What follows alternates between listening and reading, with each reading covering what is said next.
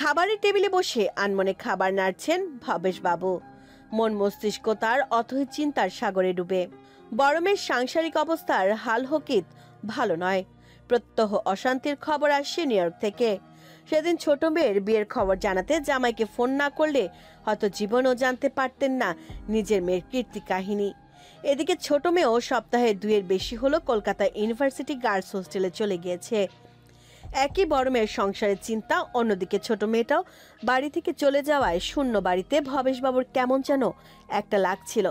খাবারের থালায় রুটিগুলো পড়ে পড়ে ঠান্ডা হয়ে যাচ্ছিল, অথচ খাবার খাওয়ার প্রতি আগ্রহ নেই দেখে পৃথা দেবী ভবেশবাবুর পাশে চেয়ার টেনে বসলেন। কাঁধে হাত রেখে বললেন, কি হয়েছে? কি নিয়ে তো ভাবছো? ভবেশবাবু শূন্য দৃষ্টিতে পৃথা দেবীর দিকে তাকিয়ে চিন্তায় ডুবন্ত কণ্ঠে বললেন, আজ পিউয়ের ফোন এসেছিল? কি বললো? জামাইয়ের সাথে কি সবকিছু মিটমাট হয়েছে? স্বামীর কথায় দীর্ঘশ্বাস ফেললেন পৃথা দেবী। ভবেশবাবু অর্ধাঙ্গিনীর চুপসানো চেহারা দেখে বুঝে নিলেন খবর ভালো নয়। আফসোসের সুরে বললেন, আচ্ছা পৃথা, বলতে পারো মেয়েদের লালন পালনের শিক্ষা দীক্ষায় ঠিক কোন জায়গায় আমাদের ভুল হয়েছে? আমাদের মেয়ে এত উগ্র আর বদমেজাজি কিভাবে তৈরি হলো? ও কি বোঝে না একটুখানি চেষ্টা করলেই কত সুখী হতে পারবে ও? পৃথা দেবী ভবেশবাবুর কথা শুনে অদ্ভুত দৃষ্টিতে তাকালেন।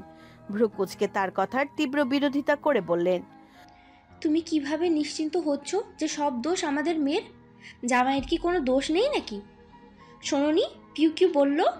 কোনো বিদেশিনীর সাথে নাকি দীর্ঘদিন ধরে লটরপটল চলছে বিরাজের। আর সেই জন্যই তো পিউকে ওখানে নিতে চাচ্ছিল না। ধরা পড়ে যাওয়ায় এখন সব দোষ আমার মেয়ের। যে দিন দিয়ে ওইখানে পৌঁছেছে সেই দিন থেকেই ছেলেটা আমার মেয়েটার সাথে দুর্ব্যবহার করেছে। পিউ আমাকে সব কিছু বলেছে। পৃথা, মেয়েটাকে দয়া করে আর তোল্লাই দিও না। তোমার মেয়ে ঠিক কতটা ভালো তা আশা করি জানা আছে তোমার। পারলে মেয়েকে বোঝাও, স্বামীর সাথে ঝগড়া অশান্তি করে নয়, বরং ভালোবেসে তাকে বশ করতে হয়, তবেই সুখের খোঁজ পাওয়া যায়। বলে খাবারের টেবিল থেকে উঠে দাঁড়ালেন। পৃথা দেবী বিচলিত হয়ে বললেন, আরে আরে, খাবার ছেড়ে কোথায় যাচ্ছ? আমার খেতে ইচ্ছা করছে না। ছোট মেয়েটাকে কতদিন হলো দেখি না, খুব মনে পড়ছে ওর কথা। বলে বেসিনে হাত মুখ ধুয়ে গামছায় মুখ মুছতে মুছতে বললেন, ভাবছি এর মধ্যে একবার কলকাতা যাব। মেয়েটাকে না দেখে শান্তি পাচ্ছি না। তাছাড়া মৌকেও অনেক দিন দেখি না। মনের মধ্যে কেমন যেন খুঁতখুত করছে। কি জানি মেয়েটা কেমন আছে। বলতে বলতে শোবার ঘরে পা বাড়ালেন ভবেশবাবু। এদিকে মোয়ের নাম শুনতে মুখটা অদ্ভুতভাবে ভেঙচি কাটলেন পৃথা দেবী। বিড়বিড় করে বলে উঠলেন, দরদ যেন উতলে উঠছে, যত সব ঢং। ডাক্তার বিপাশা রায়, মনোরোগ বিশেষজ্ঞ। নাম লেখা, নেমপ্লেট আটকানো। দরজাটা খুলে ভেতরে প্রবেশ করলো তিথি আর কৌস্তব। কোলে অসুস্থ রিজু। টানা 7 দিন জ্বরে ভোগার পর এখন একটু সুস্থ হলেও ছেলেটা একেবারে কেমন যেন ভেঙে পড়েছে। কয়েকদিনের অসুস্থতায় ছেলেটাকে কেমন যেন কাবু করে দিয়েছে। খাওয়া দাওয়া দুষ্টুমি একেবারেই বন্ধ করে দিয়েছে। সারাক্ষণ চুপ করে বসে থাকে। আগের মতো না দুষ্টামি করে আর না এটা ওটা নিয়ে প্রশ্ন। জ্বর আসার পর থেকে একটু একা থাকতে পারছে না। হয় মাকে আর নয়তো বাবাকে আঁকড়ে ধরে বসে থাকছে সর্বক্ষণ। কিছুক্ষণ একা একা থাকলে চিৎকার করে কান্না শুরু করে দিচ্ছে। মনে হচ্ছে সব সময় কিছু একটা নিয়ে ভয় পাচ্ছে ছেলেটা। তিথি আর কৌস্তব হাজার চেষ্টা করেও রিজুর মুখ থেকে বলাতে পারেনি সে কেন ভয় পাচ্ছে। বিগত 8-10 দিন ধরে ছেলেকে কঠিন পর্যবেক্ষণ পর দুজনেই আজ বাধ্য হয়ে এসেছেন বিখ্যাত মনোরোগ বিশেষজ্ঞ এবং দীর্ঘদিনের কলিগ ডক্টর বিপাশা রায়ের কাছে। বাবার চওড়া বুকে একরাশ ভরসা নিয়ে মাথা রেখে চুপ করে পড়ে আছে ছোট্ট রিজু। তার চিকন চিকন হাত দুটো দিয়ে বলায়াকার বাবার গলাটা বেশ শক্ত করে ধরে আঁকড়ে রেখেছে সে। তিথি আর কৌস্তবকে ক্যাবিনে ঢুকতে দেখে ডাক্তার বিপাশা একগাল হাসি হেসে অভিবাদন জানালেন। সামনের চেয়ার দেখিয়ে বললেন, ডক্টর কৌস্তব, ডক্টর তিথি বসুন। রিজুর দিকে তাকিয়ে হাত বাড়িয়ে গাল টিপে দিয়ে বললেন, আরে রিজু সোনা, কেমন আছো তুমি? শুনলাম তুমি নাকি ঠিক মতো খাচ্ছ না, খেলা করছো না, তাই? রিজু কিছুই বলল না, ফ্যালফ্যালে দৃষ্টিতে চেয়ে বাবার বুককে চেপে পড়ে রইল। ডাক্তার বিপাশা ড্রয়ার থেকে একটা চকলেট বের করে রিজুর হাতে দিয়ে বললেন, তোমার নাকি চকলেট খুব পছন্দের, এই নাও, এটা তোমার। রিজু চোরা চোখে চকলেটটাকে দেখে হাত বাড়িয়ে সেটা নিল। সাধারণত বাচ্চারা চকলেট দেখলে আনন্দিত হয়, অনেক বাচ্চারা তো খুশিতে আত্মহারা হয়ে লাফিয়ে ওঠে, কিন্তু রিজুর মাঝে তেমন কোনো আগ্রহ বা উদ্দীপনা দেখতে পেল না ডাক্তার বিপাশা। তিথি আর কৌস্তব ডাক্তার বিপাশার দিকে তাকালেন, চোখের ইশারায় রিজুকে নিয়ে একটু আলাদা বসতে বললেন। কৌস্তব রিজুকে নিয়ে ক্যাবিনে রাখা বাচ্চাদের খেলনাগুলো নিয়ে দেখাতে ব্যস্ত হয়ে পড়লে ডক্টর তিথিকে উদ্দেশ্য করে বললেন, ওর মেডিকেল হিস্ট্রি অনুযায়ী রিজুর এই সমস্যা আপনাদের গ্রামের বাড়িতে যাওয়ার পর থেকে হয়েছে, তাই তো? তিথি মাথা নেড়ে সম্মতি জানালো। ডক্টর বিপাশার চোখে চশমাটা একটু ঠিক করে বললেন, আমি শিওর আপনাদের বাড়িতে ওর সাথে এমন কিছু ঘটনা ঘটেছে যার কারণে খুব বাজে ইফেক্ট পড়েছে ওর ছোট্ট শিশু মনে। আমি সবই বুঝতে পারছি ডাক্তার বিপাশা। লাস্ট কয়েকদিন ধরে অনেক চেষ্টা করেছি জানার, কিন্তু কিছুতেই ওর মুখ থেকে আমি কথা বার করতে পারিনি। শেষমেশ আপনার কাছে নিয়ে এসেছি। এখন আপনিই পারবেন ওর মনের মাঝে লুকিয়ে রাখা কথাটাকে টেনে বের করতে, এটা আমার বিশ্বাস। I will try my level best, but I don't know কতটা সাকসেস পাবো। অন্যান্য বাচ্চাদের ক্ষেত্রে যে ধরনের সমস্যা দেখা যায়, রিজুর ক্ষেত্রে ব্যাপারটা পুরোটাই আলাদা। ওর মনের মাঝে কোনো একটা কথা জোর করে চেপে রেখেছে, এভরি টাইম ওই ব্যাপারটা নিয়েই ভাবছে, আর ঘটনা ভয়ঙ্কর হওয়ার কারণে সব সময় ভয় পাচ্ছে। এক কথায় বলতে গেলে ওর ছোট্ট শিশু মনে ভয়টা জেঁকে ধরেছে। কথাগুলো শুনে তিথির মাতৃহৃদয় হাহাকার করে উঠল। বারবার মনে করতে লাগলো কখন কি হলো ওইটুকু ছোট্ট প্রাণটার সাথে, আর কেই বা এই কাজ করলো। কিন্তু প্রতিবারের মতো জবাবের খাতাটা শূন্য অবস্থায় সামনে এলো। বুকটা মুচড়ে উঠল তিথির। জলে ভরা ছলছলে করুণ দৃষ্টিতে ডাক্তার বিপাশার হাত দুটো ধরে তিথি অনুনয়ের সুরে বলল, please doctor, please do something. চিন্তা করবেন না ডক্টর তিথি, আমি আমার সবটুকু দিয়ে চেষ্টা করব, কথা দিলাম। বেচারা শ্রাবণী দুহাতে পেট খামচে বিছানায় উপর হয়ে শুয়ে আছে। মাথা ভর্তি চুলগুলো সারা বালিশে ছড়ানো ছিটানো। মুখটার অবস্থা বড্ড শোচনীয়, গায়ের পোশাকের অবস্থাও তথৈবচ। এমন সময় হাতে হট ব্যাগে ভরে গরম জল নিয়ে এসে শ্রাবণীর পাশে রাখলো অভি। মাথায় হাত বুলিয়ে আদর করে বলল, একটু সিধে হয়ে শো তো দেখি। শ্রাবণী অভির আদরে কথায় বন্ধ করে রাখা চক্ষু দুটো মেলে পিট করে তাকালো। আলস্য নিয়ে আস্তে ধীরে পাশ ফিরে চিত হয়ে শুলো। একটা বালিশ নিয়ে রাখলো শ্রাবণীর পিঠের তলায়, আদরে গলায় বলল, খুব ব্যথা হচ্ছে তাই না? শ্রাবণী কোনো কথা বলল না। অভির এক হাত নিজের পেটের উপর চেপে ধরে রেখে চোখ দুটো আবার বন্ধ করে নিল। অভি পাশে রাখা হট ব্যাগটা নিয়ে হাতটা সরিয়ে সে জায়গায় রেখে দিল। পেটের উপর তপ্ত অনুভূতি বুঝতে পেরে সাথে সাথে চোখ খুলে তাকালো শ্রাবণী। অবাক হয়ে তাকিয়ে বলল, এটা কখন আনলে? অভি শ্রাবণীর মাথায় এলোমেলো চুলগুলো আস্তে আস্তে গুছিয়ে রাখতে রাখতে বলল, গত কয়েক মাসে তোমাকে এই সময় ব্যথায় ছটফট করতে দেখতাম, তখনই মনে মনে ঠিক করে রেখেছিলাম কোনো একটা সময় হট ব্যাগ কিনে আনবো। তাই কিছুদিন আগে এটা কিনে এনেছিলাম। ভালো লাগছে তোমার? ব্যথা কমেছে কিছুটা? শ্রাবণীর চোখ দুটো ছলছল করে উঠল অভির কথায়। চিন্তায় ভাবনায়, ইস, মানুষটা তাকে নিয়ে কতটা ভাবে, কতটা ভালোবাসে। না হলে এভাবে স্ত্রীর ঋতুকালীন যন্ত্রণার উপশমের কথা কেউ ভাবতে পারে না তো। কারণ আমাদের সমাজে প্রায় ৯৯% মানুষই মনে করে এটা মেয়েদের জন্য ভীষণ স্বাভাবিক একটা ব্যাপার, তাই এসব নিয়ে বেশি চিন্তা ভাবনার প্রয়োজন নেই। শ্রাবণী ঠোঁট দুটো উল্টে আদুরে গলায় বলে উঠল, আমাকে একটু কোলে নাও না প্লিজ। জানো এই মুহূর্তে আমার না খুব ইচ্ছে করছে তোমার বুকে মাথা রেখে শুয়ে থাকতে। অভি ঠোঁট ছড়িয়ে হাসলো। মেয়েটা সত্যি ভীষণ আদুরে। আজকাল দিন দিন যেন ছেলেমিপনা বাড়ছে তার। শ্রাবণীর আরো একটু কাজ ঘেঁষে বসলো অভি। দুহাতের বাহুতে মেয়েটাকে আবদ্ধ করে মাথায় কপালে মুখে আদুরে চুমুতে ভরিয়ে দিতে লাগলো। শ্রাবণীও আদরে বিড়াল ছানার মতো প্রিয় মানুষটার বুকে পড়ে রইল নির্বিকার, নিশ্চুপ হয়ে। শুধু চোখ দুটো বন্ধ করে অনুভব করতে লাগলো প্রাণপ্রিয় শ্যামসুন্দর পুরুষের তপ্ত স্পর্শ মাখা উষ্ণ ভালোবাসা। আর অভি, সে তো মত্ত তার প্রাণের চেয়েও বেশি প্রিয় প্রেয়সীকে আলিঙ্গনে আবদ্ধ করে। দুজনে দুজনের মাঝে হারিয়ে এক অনাবিল স্বর্ণ সুখানুভূতির অতল গহ্বরে। সুখ শান্তি ভালোবাসা যেন দিনের পর দিন উপচে উপচে পড়ছে দুজনের মাঝারে। সবুজের সমারোহে ঘেরা মহিলা ছাত্রাবাস, 4 তলা ভবনের 3য় তলায় শীতাতাপ নিয়ন্ত্রিত সুসজ্জিত কামরাটায় পৌশালী থাকে। রুমমেট আছে সাথে একজন। বড় কামরার দুপাশে দুজনের বেড, পড়ার টেবিল থেকে শুরু করে সবকিছু আলাদাভাবে সাজানো। ঘড়িতে বেলা 12:30 বাজে। আয়নার সামনে দাঁড়িয়ে নিজেকে সাজাতে ব্যস্ত পৌশালী। হাতা লম্বা নেকলেস, ক্রপ টপের সাথে স্কিন টাইট জিন্স, সদ্য স্মুদিং করা চুলগুলো ছেড়ে রাখা সারা পিঠ জুড়ে। কানে বড় সাইজের সিলভার রিংয়ের, লাল টুকটুকে লিপস্টিকে ঠোঁট রাঙিয়ে আয়নায় নিজেকে দেখলো। নেশা ধরানো স্মোকি চোখে নিজেকে নিজে দেখে গজে দাঁত বের করে হাসলো। নিজেই নিজেকে একটা উড়ন্ত চুমু ছুড়ে দিয়ে বলল, ইস, আমি এত সুন্দর কেন? এমন সময় বেডের উপরে রাখা অ্যান্ড্রয়েড ফোনটা শব্দ করে বেজে উঠল। দেখলো দুটো লাল রঙের লাভ ভেসে উঠেছে স্ক্রিনে। সাথে সাথে মুখে হাসি ফুটে উঠল। ফোন রিসিভ করে কানে তুলে বলল, হ্যাঁ বলুন। আর কত অপেক্ষা করতে হবে আপনার জন্য ম্যাডাম?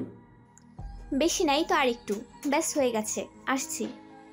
বলেই পৌশালী ফোন কেটে ঠোঁট কামড়ে হাসলো। স্টিলের লম্বা চেনওয়ালা পার্সটাতে মোবাইল ঠুকিয়ে কাঁধে ঝুলিয়ে নিয়ে আরো একবার নিজেকে আয়নায় দেখে হাসি মুখে বেরিয়ে গেল তার মন্ত্রী মশাইয়ের কাছে যাবার উদ্দেশ্যে। আজ নাকি কোনো এক বিশেষ জায়গায় নিয়ে যাবে তাকে। বলতে গেলে সারপ্রাইজ ডেট এটা। পৌশালী বেরিয়ে যাবার প্রায় আধা ঘন্টা পর ভবেশবাবু পৌঁছলেন সেখানে। মেয়েকে না দেখে আর থাকতে পারছিলেন না তিনি। সোজা হোস্টেলের ওয়ার্ডেনের অফিসে গিয়ে ঢুকলেন। ওয়ার্ডেন ম্যাডামের সাথে কুশল বিনিময় করে পৌশালীর খোঁজ করলেন। ওয়ার্ডেন ম্যাডাম পৌশালীর রুমমেটকে ডেকে পৌশালীর কথা জিজ্ঞেস করলে জানতে পারেন সে বেরিয়ে গেছে। কোথায় গেছে তা সে জানে না। তার ধারণা অনুযায়ী হয়তো ক্যাম্পাসে গিয়ে থাকতে পারে। ভবেশবাবু খুব কষ্ট পেলেন, সাথে আফসোসও করলেন মেয়েটাকে না জানিয়ে আসার জন্য। তিনি যে এখানে আসবেন তা তিনি আসার আগে মেয়েকে জানাননি। পৃথা দেবীকেও জানাতে না করে এসেছেন। ভেবেছিলেন হঠাৎ করে গিয়ে মেয়েকে চমকে দিবেন। মেয়েটার চমকে যাওয়া চেহারাটা দেখে হেসে বুকে জড়িয়ে বলবেন, কিরে মা, কেমন চমকে দিলাম বল? মেয়েটা কান্নামাখা হাসি হেসে বলবে, খুব ভালো করেছো বাবা, তুমি আমাকে চমকে দিয়েছো। আমি তোমাকে খুব মিস করছিলাম জানো। বলে দুহাতে জড়িয়ে ধরে বুকে মাথা রাখবে। ভবেশবাবু মেয়েকে বুকে জড়িয়ে নিয়ে সন্তান বাৎসল্যের তৃষ্ণা মেটাবেন, কিন্তু সেটা আর সম্ভব হলো না দেখেও আশা হারালেন না। মেয়ের জন্য সাথে আনা খাবার দাবারের প্যাকেটগুলো ওয়ার্ডেন ম্যাডামের হাতে তুলে দিয়ে চলে এলেন ক্যাম্পাসে। আজ যেভাবেই হোক মেয়েটার সাথে দেখা না করে ফিরবেন না তিনি। কলেজ ক্যাম্পাসের গেটের সামনে অভি বেশ কিছুক্ষণ সময় ধরে দাঁড়িয়ে এক মনে ফোন স্ক্রল করে যাচ্ছে। এর মাঝে মাঝে হাত ঘড়ির ডায়ালে চোখ বোলাচ্ছে। আজ তাড়াতাড়ি কলেজ শেষ হয়ে যাওয়ায় অভি সময়ের আগেই পৌঁছে গেছে শ্রাবণীকিনিতে। এমন সময় হঠাৎ করে দূরে একজন বয়স্ক পরিচিত মুখ দেখে চোখ জোড়া থমকে গেল।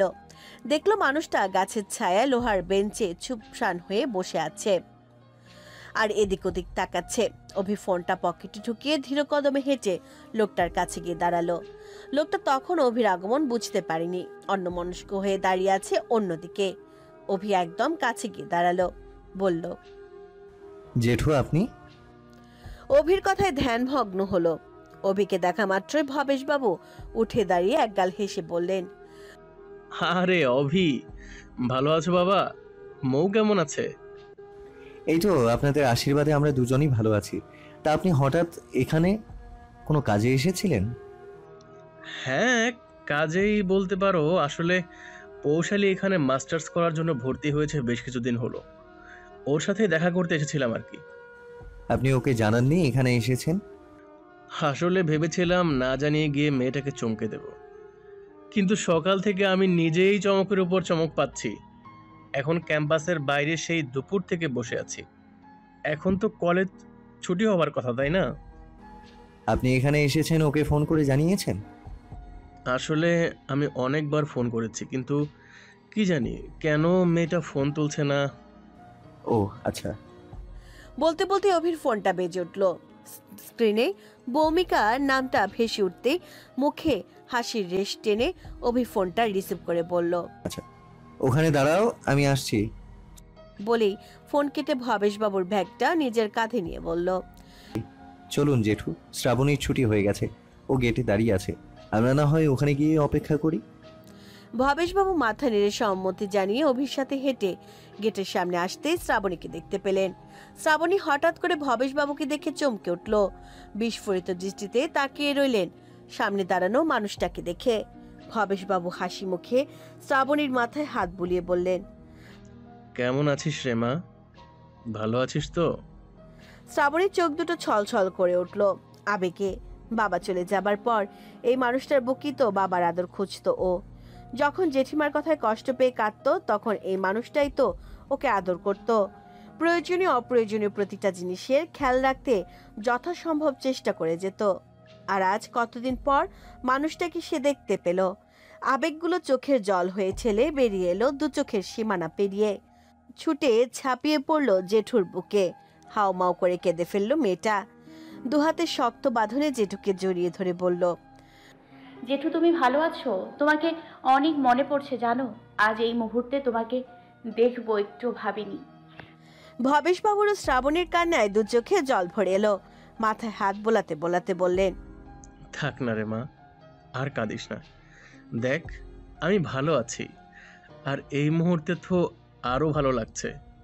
আমার মাটাকে দেখে প্রাণ চোখ দুটোই ভরে গেছে। এরপর ভবেশবাবু আরো কিছু আনুষঙ্গিক কথোপকথনের পর তিনজন মিলে অপেক্ষা করতে লাগলো পৌশালী। দেখতে দেখতে বেলা গড়িয়ে সন্ধ্যা পৌঁছতে আর দাঁড়ানো সম্ভব হলো না ভবেশবাবুর পক্ষে। একেই ভোরবেলায় বেরিয়েছেন বাড়ি থেকে, তার উপর না চান আর না ঠিকভাবে দুটো খাবার খেয়েছেন। হঠাৎ করে অসুস্থ বোধ করতে শুরু করলেন। গা গলিয়ে মাথা ঘুরে পড়তে নিলেই সাথে সাথে অভি আর শ্রাবণী দুজনে মিলে জাপটে ধরলো ভবেশবাবুকে। অতপর আর এক মুহূর্ত দেরি না করে অটো ভাড়া করে রওনা হলো বাড়ির উদ্দেশ্যে।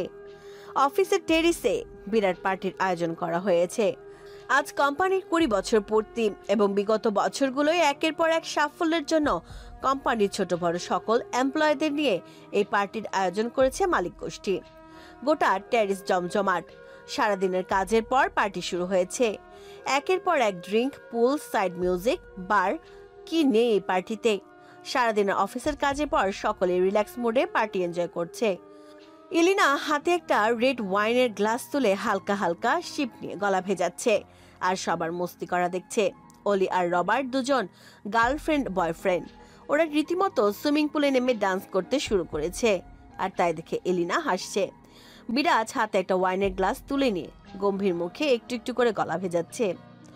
তার চিন্তার সিংহভাগ জুড়ে বাড়িতে ফেলে আসা অশান্তি। অহ দিনরাত কান মাথা ভাজা ভাজা করে ছেড়ে দিচ্ছে পিয়ালি অশান্তি করে করে। রাগের চোটে গ্লাসের পুরো ওয়াইনটা গলায় ঢেলে ওয়েটারকে ডেকে আরেকটা গ্লাস হাতে তুলে নিল। হালকা করে চুমুক বসাতেই ইলিনা পেছন থেকে ডেকে উঠল, হেই রাজ। বিরাজ পেছন ঘুরে ইলিনাকে দেখে অন্যান্য দিনের মতো হালকা হাসি হেসে ঠোঁট মেখে তাকালো। ইলিনা বিরাজের পাশে দাঁড়িয়ে বলল, I okay? Yeah, I'm fine. But why are you asking? Actually, I suddenly thought you were upset.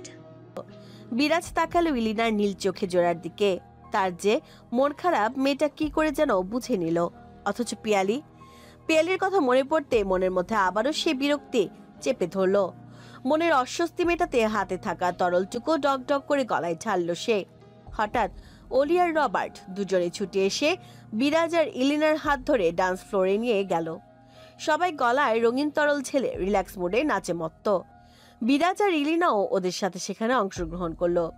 এদিকে দূরে বসে সবকিছু মোবাইলের ক্যামেরায় আবদ্ধ করে সেটা পকেটে ঢুকিয়ে নিয়ে দাঁড়ালো পিয়ালি।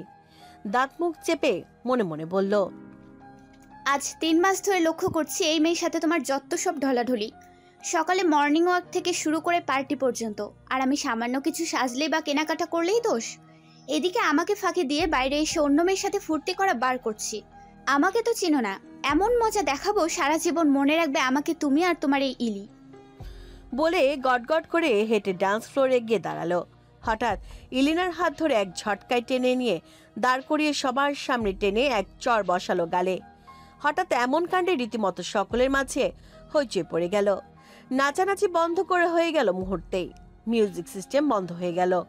সাথে সাথে সবাই ভীষণ অবাক হয়ে গেল হঠাৎ একটা অপরিচিত মেয়েকে ইলিনার গায়ে হাত তুলতে দেখে। এদিকে ইলিনা কিছু বুঝে ওঠার আগেই পুনরায় একই গালে আবারও চর বসালো পিয়ালি। সাথে সাথে টাল সামলাতে না পেরে ঠাস করে গিয়ে একজনের গায়ের উপর পড়ল। বিরাজ হঠাৎ পিয়ালিকে এখানে দেখা মাত্র অবাক হয়ে গেল, কিন্তু এদিকে বারংবার ইলিনাকে এভাবে সবার সামনে আঘাত করতে দেখে আর চুপ করে দাঁড়িয়ে থাকতে পারল না। ছুটে এসে পিয়ালিকে ঠেকিয়ে তার হাত চেপে ধরল। উপস্থিত সকলের মধ্যে থেকে অলি আর রবার্ট ছুটে এলো ইলিনার কাছে। অলি ইলিনাকে জড়িয়ে ধরে রেগে চিৎকার করে বলে উঠল, হেই, কি করছো তুমি এসব? ইলিকে এভাবে মারছো কেন? পাগল হয়ে গেছো নাকি? পিয়ালি বিরাজের হাত থেকে নিজেকে ছাড়াতে ছাড়াতে চিৎকার করে বলে উঠল, হ্যাঁ হ্যাঁ, পাগল হয়ে গেছি আমি। এই মেয়েটাকে জানে মেরে ফেলবো। এই মেয়েটা আমার স্বামীকে আমার কাছ থেকে কেড়ে নিচ্ছে। কথাগুলো শোনার সাথে সাথে উপস্থিত সকলের মধ্যে গুঞ্জন তৈরি হলো। সবাই মোটামুটি বেশ মনোযোগ দিয়ে ডেইলি সোপ দেখছে মজা নিয়ে। ইলিনা নিজেকে সামলে নিয়ে পিয়ালির কাছে এসে দাঁড়ালো, বলল, এসব তুমি কি বলছো পিয়ালি? আমি তোমার স্বামীকে কেড়ে নিচ্ছি মানে? রাজ, তোমার ওয়াইফ এসব কি বলছে? বিরাজ তখন রাগের চোটে ঘেমে একাকার অবস্থা। গোটা অফিসার কলিগদের সামনে এত বড় কাণ্ড যেন কোনো মতেই মেনে নিতে পারল না। অপমানে লজ্জায় মাথা হেঁট হয়ে গেছে তার। সবার সামনে সিন ক্রিয়েট না করে পিয়ালির হাত টেনে ধরে নিয়ে যেতে লাগলো সেখান থেকে। কিন্তু পিয়ালি গেল না, বরং উল্টে সবার সামনে চিৎকার চেঁচামেচি করে বলতে লাগলো, এই leave my hand you cheater. I will tell everyone that you are having an unfair with that witch. পিয়ালির কথা শুনে হতভম্ব ইলিনা। এদিকে গোটা পার্টির লোকদের তীক্ষ্ণ দৃষ্টি তখন ইলিনা আর বিরাজের দিকে। বিরাজ চিৎকার করে বলে উঠল, stop, just stop it Piyali, you are cross your limit now. না, থামবো না। আজ আমি কিছুতেই থামবো না। সবার জানা উচিত ঘরে বউ থাকা সত্ত্বেও তুমি আরেকজনের সাথে সম্পর্কে জড়িয়ে রয়েছো। ইলিনা বিরাজের দিকে একরাশ প্রশ্নের দৃষ্টিতে তাকাতে বিরাজ লজ্জায় দৃষ্টি নামিয়ে নিল। মনে মনে এক ভয়ানক সিদ্ধান্ত নিয়ে আগুন ঝরা চোখে পিয়ালির দিকে তাকিয়ে বলল, এনাফ ইজ এনাফ নাও। বলেই পিয়ালির হাত শক্ত হাতের মুঠোয় চেপে ধরে হিড় করে টানতে টানতে বেরিয়ে এলো পার্টি থেকে। ইলিনাও কোনো রকম ভাবে দৌড়ে ছুটে বেরিয়ে এলো পার্টি থেকে। ব্যাস, আর না দেব, আমাদের আর এগোনো উচিত নয়। বলেই গায়ের উপরে পাতলা চাদরটা টেনে নিল পৌশালী। মঞ্চে দেবরাজ পৌশালীকে বোঝানোর চেষ্টা করে বলল, ভয় পাচ্ছ কেন? আমি কি তোমার কোনো রকম কোনো ক্ষতি করতে পারি বলো? পৌশালী দেবরাজের কথায় খেই হারিয়ে ফেলে মাথা নেড়ে না জানালো। মঞ্চে দেবরাজ পৌশালীর নরম ওষ্ঠে কামুক চুম্বনেকে বলল, তাহলে ভয় পেও না, শুধু মুহূর্তটাকে উপভোগ করো একদম মন প্রাণ দিয়ে। আজকের রাতে তোমার আমার ভালোবাসার এক নতুন সূচনা হোক। বলেই পৌশালীর শরীরের নরম অঙ্গ ভাজি মুখ ডোবালো মন্ত্রী সাহেব। ভয় মিশ্রিত এক নতুন অনুভূতির জোয়ারে ভেসে অজানা সুখের আবেশে আপ্লুত হয়ে মন্ত্রীর আহ্বানে সাড়া দিল পৌশালী। দুপায়ে ঠেলে ফেলে দিল সজল নামক এক পাগল প্রেমিকের উন্মাদ করা ভালোবাসা। বাবা নামক মানুষটার এক বুক বিশ্বাস, ভরসা আর সারা জীবন ধরে একটু একটু করে দেওয়া শিক্ষা আর সংস্কার।